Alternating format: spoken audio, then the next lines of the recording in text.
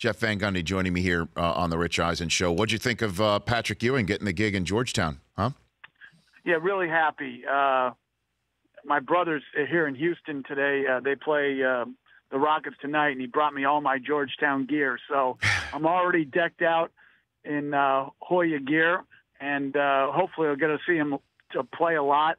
You know, he's got a big undertaking. You know, right now DePaul and St. John's and Georgetown are at the bottom. He's got to improve the roster dramatically, and when he does that, I think people will start to understand how good a coach he can possibly be. Because this is someone, Rich, as you talked about before you went to break, he's one of the all-time great players.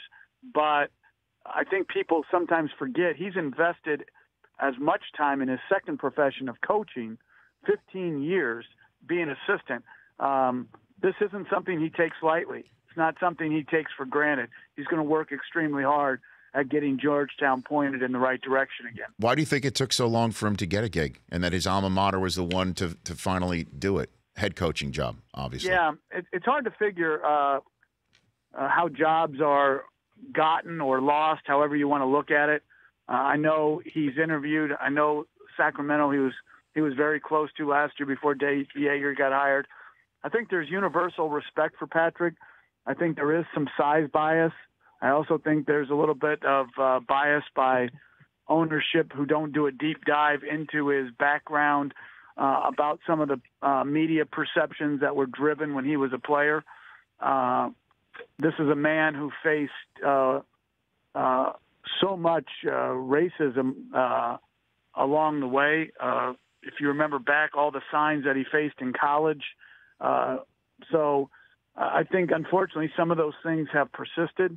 But let me tell you this, don't underestimate him.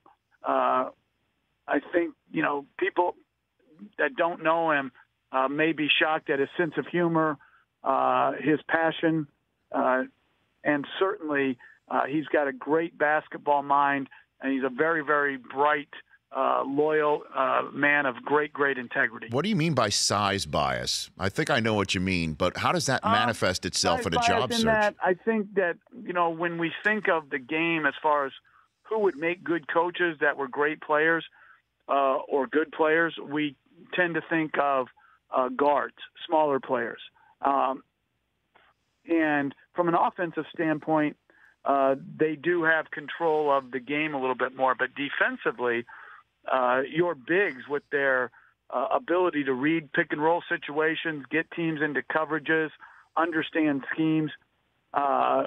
We were so blessed back in New York with the smartest starting front line you could ever hope to have in Patrick Ewing and Charles Oakley. I mean, just brilliant basketball minds that really keyed a great defense. The Rich Eisen Show, weekdays at noon Eastern on Audience.